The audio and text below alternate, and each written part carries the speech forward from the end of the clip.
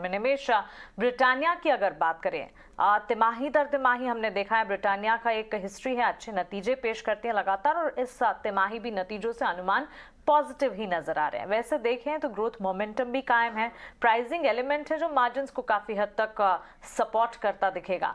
Britannia के numbers पर आपका फंडामेंटल आउटलुक हम जानना चाहेंगे, लेकिन उससे पहले ब्रिटानिया के नतीजों के अनुमान समझ लेते हैं, और बताने के लिए हमारे साथ विनी जुड़ गई हैं। विनी, बताएं ब्रिटानिया के नतीजे कैसे रह सकते हैं?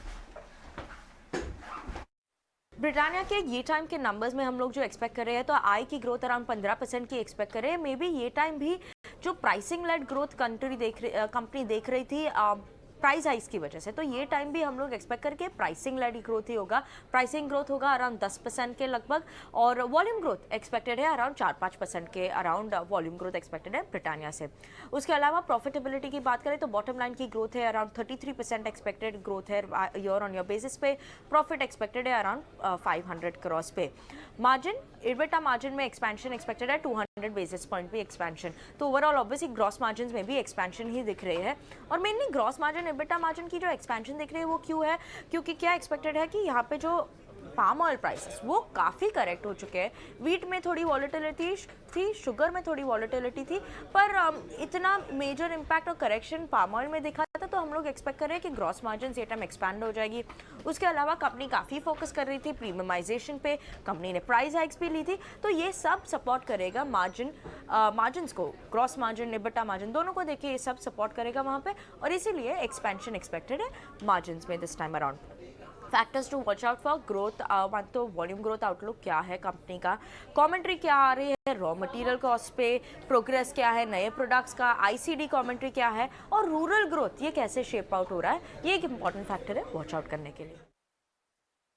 शुक्रिया आपका ब्रिटानिया के नंबर्स की एक्सपेक्टेशन हमें बताने के लिए। वॉल्यूम ग्रोथ में बढ़त के आसार है निमेश ब्रिटानिया, इनफैक्ट कंजम्पशन थीम को ही पैकेज गुड सेगमेंट्स पर अपनी राय दीजिए, क्योंकि ब्रिटानिया में इन पर्टिकुलर देखिए प्राइसिंग एलिमेंट है वो प्ले आउट करता दिखेगा।